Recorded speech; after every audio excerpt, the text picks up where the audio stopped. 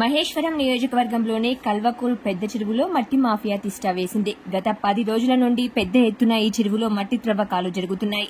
Irrigation నుండి mining నుండి ఎలాంటి పర్మిషన్స్ లేకుండానే అర్ధరాత్రి మట్టి వ్యాపారులు ఇష్టం వచ్చినట్టు మట్టి త్రవ్వకాలు జరుపుతున్నారు. సహజ సంపద అయినటువంటి చెరువులను రక్షించాల్సింది పోయి వాటిని హరిస్తున్నారు. తద్వారా రాబోయే కాలంలో భూగర్భ జలాల నిల్వలు అడుగంటిపోయే ప్రమాదం పొంచి ఉందని ప్రజలు వాపోతున్నారు. రాత్రిపూట యథేచ్ఛగా ఈ మట్టి దందా కొనసాగిస్తున్నారు. అదేవిధంగా కోళ్లపడకల్, దుబ్బచెర్ల, పోరండ్ల గ్రామాల్లో అర్ధరాత్రి అయితే చాలు రోడ్లపై ఈ వాహనాలు చక్కర్లు కొడుతుంటాయి.